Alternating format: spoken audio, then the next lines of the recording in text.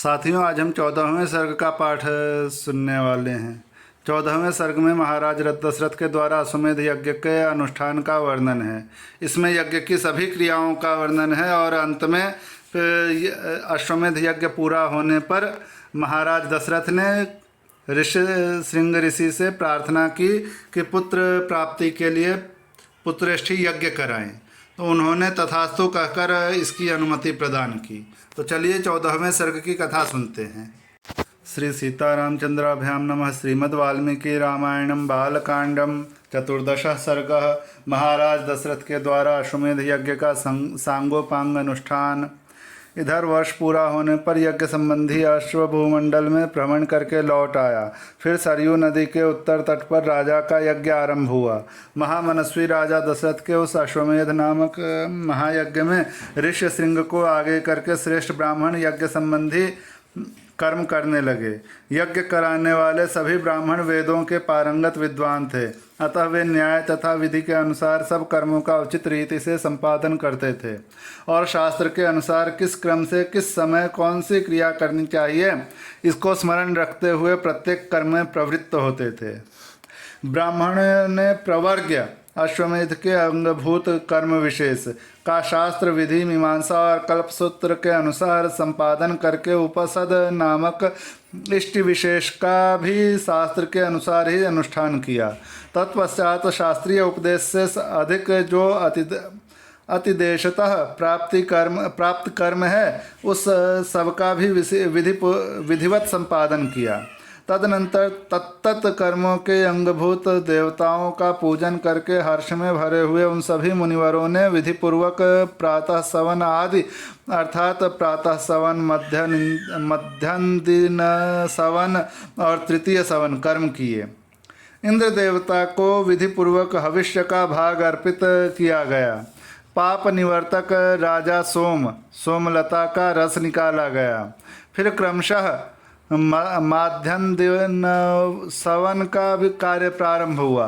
तत्पश्चात उन श्रेष्ठ ब्राह्मणों ने शास्त्र से देखभाल कर मनस्वी राजा दशरथ के तृतीय सवन कर्म का भी विधिवत संपादन किया। ऋष्य श्रृंग आदि महर्षियों ने वहाँ अभ्यास काल में सीखे गए अक्षरों से युक्त स्वर और वर्ण से संपन्न मंत्रों द्वारा इंद्र आदि श्रेष्ठ देवताओं का आवाहन किया। मधुर एवं मनोरम सामगान के लय में गाए हुए आह्वान मंत्रों द्वारा देवताओं का आवाहन करके होताओं ने उन्हें उनके योग्य भविष्य के भाग समर्पित किए। उस यज्ञ में कोई अयोग्य अथवा विपरीत आहुति नहीं पड़ी, कहीं कोई भूल नहीं हुई, अनजाने में भी कोई कर्म छूटने नहीं पाया, क्योंकि वहाँ सारा कर्म मंत्रोच्चारण पूर्वक संपन्न होता दिखाई देता था। महर्षियों ने सब कर्म क्षेम युक्त एवं निर्विघ्न परिपूर्ण किए। यज्ञ के दिनों में कोई भी ऋत्विज थका मांदा या भूखा प्यासा नहीं दिखाई देता था। उसमें कोई भी ब्राह्मण ऐसा नहीं था जो विद्वान ना हो अथवा जिसके 100 से कम शिष्य या सेवक रहे हों। उस यज्ञ में प्रतिदिन ब्राह्मण भोजन करते थे, क्षत्रिय और वैश्य भी भोजन पाते थे तथा शूद्रों को भी भोजन उपलब्ध होता था। तापस और श्रमण भी भोजन करते थे। बूढ़े, रोगी, स्त्रियां तथा बच्चे भी यथेष्ट भोजन पाते थे। भोजन इतना स्वादिष्ट होता था कि निरंतर खाते रहने पर भी किसी का मन नहीं भरता था। अन्न दो, नाना प्रकार के वस्त्र दो, अधिकारियों की ऐसी आज्ञा पाकर कार्यकर्ता लोग बारंबार वैसा ही करते थे। वहाँ प्रतिदिन विधिवत पके हुए अन्न के बहुत से पर्वतों जैसे ढेर दिखाई देते थे। महामनस्वी राजा दशरथ के उस यज्ञ में नाना देशों से आए हुए स्त्री पुरुष अन्नपान द्वारा भली भांति तृप्त किए गए थे। श्रेष्ठ ब्राह्मण भोजन विधिवत बनाया गया है, बहुत स्वादिष्ट है, ऐसा कहकर अन्न की प्रशंसा करते थे।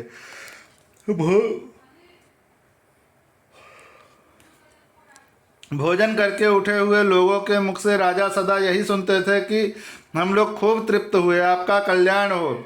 वस्त्र आभूषणों से अलंकृत हुए पुरुष ब्राह्मणों को भोजन परोसते थे और उन लोगों की जो दूसरे लोग सहायता करते थे उन्होंने भी विशुद्ध मणिमय कुंडल धारण कर रखे थे। एक सवन समाप्त करके दूसरे सवन के आरंभ होने से पूर्व जो अवकाश मिलता था उसमें उत्तम वक्ता धीर ब्राह्मण एक दूसरे को जीतने की इच्छा से बहुतेरे युक्तिवाद उपस्थित करते हुए शास्त्रार्थ करते थे। उस यज्ञ में नियुक्त हुए कर्म कुशल ब्राह्मण प्रतिदिन शास्त्र के अनुसार सब कार्यों का संपादन करते थे। राजा के उस यज्ञ में कोई भी सदस्य ऐसा नहीं था जो व्याकरण आदि 6 अंगों का ज्ञाता ना हो, जिसने ब्रह्मचर्य व्रत का पालन न किया हो तथा जो बहुश्रुत न हो। वहाँ कोई ऐसा द्विज नहीं था जो वाद विवाद में कुशल न हो। जब यूप खड़ा करने का समय आया तब बेल की लकड़ी के 6 यूप गाड़े गए, उतने ही खैर के यूप खड़े किए गए तथा पलाश के भी उतने ही यूप थे जो बिल्व निर्मित यूपों के साथ खड़े किए गए थे। बहेड़े का वृक्ष का एक यूप अश्वमेध यज्ञ के लिए विहित है। देवदारू के वन के बने हुए यूप का भी विधान है, परंतु उसकी संख्या न 1 है न 6। देवदारू के 2 ही यूप विहित हैं। दोनों बाहें फैला देने पर जितनी दूरी होती है उतनी ही दूरी पर वे दोनों स्थापित किए गए थे। यज्ञ कुशल शास्त्रज्ञ ब्राह्मणों ने ही इन सब यूपों का निर्माण कराया था। उस यज्ञ की शोभा बढ़ाने के लिए उन सब में सोना जड़ा गया था। पूर्वोक्त 21 यूप 21 अरत्नी 504 अंगुल ऊंचे बनाए गए थे। उन सबको पृथक पृथक 21 कपड़ों से अलंकृत किया गया था। कारीगरों द्वारा अच्छी तरह बनाए गए वे सभी सुदृढ़ यूप विधि पूर्वक स्थापित किए गए थे। वे सब के सब 8 कोणों से सुशोभित थे। उनकी आकृति सुंदर एवं चिकनी थी। उन्हें वस्त्रों से ढक दिया गया था और पुष्प चंदन से उनकी पूजा की गई थी। जैसे आकाश में तेजस्वी सप्तर्षियों की शोभा होती है, उसी प्रकार यज्ञ मंडप में वे दीप्तिमान यूप सुशोभित होते थे। सूत्र ग्रंथों में बताए अनुसार ठीक माप से ईंटें तैयार कराई गई थीं। उन ईंटों के द्वारा यज्ञ संबंधी शिल्पी कर्म में कुशल ब्राह्मणों ने अग्नि चयन किया था। राजसिंह महाराज दशरथ के यज्ञ में चयन द्वारा संपादित अग्नि की कर्मकांड कुशल ब्राह्मणों द्वारा शास्त्र विधि के अनुसार स्थापना की गई।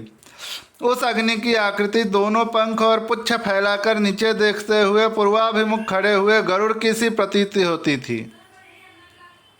सोने की ईंटों से देव पंख का निर्माण होने से उस गरुड़ के पंख सुवर्णमय दिखाई देते थे। प्रकृत अवस्था में चित्त अग्नि के 6 प्रस्तार होते हैं, किंतु अश्वमेध यज्ञ में उसका प्रस्तार 3 गुना हो जाता है। इसलिए वह गरुड़ाकृत अग्नि 18 प्रस्तरों से युक्त थी।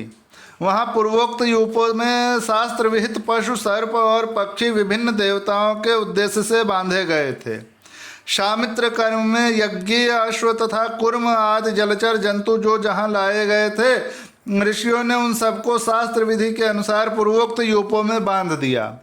उस समय उन यूपों में 300 पशु बंधे हुए थे तथा राजा दशरथ का वह उत्तम अश्वरत्न भी वहाँ बांधा गया था।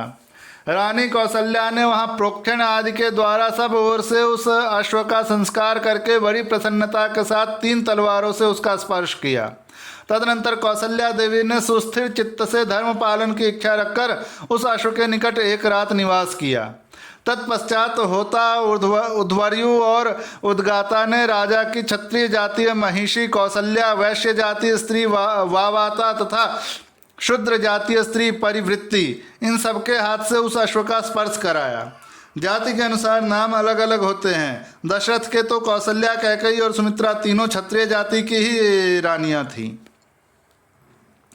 इसके बाद परम चतुर जितेंद्रिय ऋत्विक ने विधि पूर्वक अश्वकंद के गूदे को निकालकर शास्त्रोक्त रीति से पकाया। तत्पश्चात उस गूदे की आहुति दी गई। राजा दशरथ ने अपने पाप को दूर करने के लिए ठीक समय पर आकर विधि पूर्वक उसके धुएं की गंध को सूंघा। उस अश्वमेध यज्ञ के अंगभूत जो जो हवनीय पदार्थ थे, उन सबको लेकर समस्त 16 ऋत्विज ब्राह्मण अग्नि में विधिवत आहुति देने लगे। अश्वमेध के अतिरिक्त अन्य यज्ञों में जो हवि दी जाती है, वह पाकर की शाखाओं में रखकर दी जाती है। परंतु अश्वमेध यज्ञ का हविष्य बेत की चटाई में रखकर देने का नियम है। कल्पसूत्र और ब्राह्मण ग्रंथों के द्वारा अश्वमेध के 3 सवनीय दिन बताए गए हैं। उनमें से प्रथम दिन जो सवन होता है उसे चतुष्टोम अग्निष्टोम कहा गया है। द्वितीय दिवस साध्य सवन को उक्थ्य नाम दिया गया है तथा तीसरे दिन जिस सवन का अनुष्ठान होता है उसे अतिरात्र कहते हैं। उसमें शास्त्रीय दृष्टि से बहुत से दूसरे क्रतु भी संपन्न किए गए। ज्योतिष्टोम, आयुष्टोम यज्ञ 2 बार, अतिरात्र यज्ञ 5वां अभिजित, 6ठा विश्वजित तथा 7वें 8वें आप्तोर्याम, ये सब के सब महाकृत माने गए हैं जो अश्वमेध के उत्तर काल में संपादित हुए। अपने कुल की वृद्धि करने वाले राजा दशरथ ने यज्ञ पूर्ण होने पर होता को दक्षिणा रूप में अयोध्या से पूर्व दिशा का सारा राज्य सौंप दिया।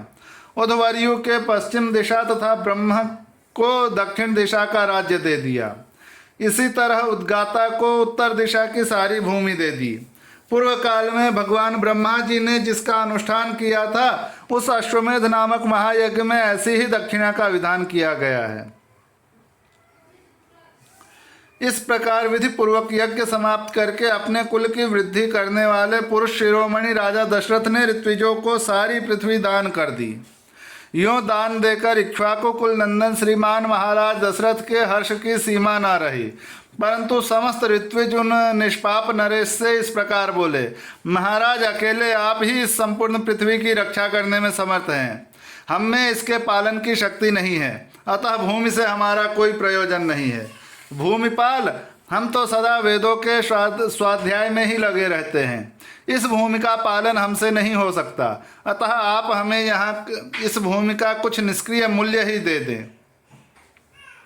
नृपश्रेष्ठ मणि, रत्न, सुवर्ण, गौ अथवा जो भी वस्तु यहाँ उपस्थित हो वही हमें दक्षिणा रूप से दे दीजिए। इस धरती से हमें कोई प्रयोजन नहीं है। वेदों के पारगामी विद्वान ब्राह्मणों के ऐसा कहने पर राजा ने उन्हें 10 लाख गौवें प्रदान की, 10 करोड़ स्वर्ण मुद्रा तथा उससे 4 गुनी रजत मुद्रा अर्पित की। तब उस समस्त ऋत्विजों ने एक साथ होकर वह सारा धन मुनिवर ऋष्यशृंग तथा बुद्धिमान वशिष्ठ को सौंप दिया। तदनंतर उन दोनों महर्षियों के सहयोग से उस धन का न्यायपूर्वक बंटवारा करके वे सभी श्रेष्ठ ब्राह्मण मन ही मन बड़े प्रसन्न हुए और बोले, महाराज इस दक्षिणा से हम लोग बहुत संतुष्ट हैं।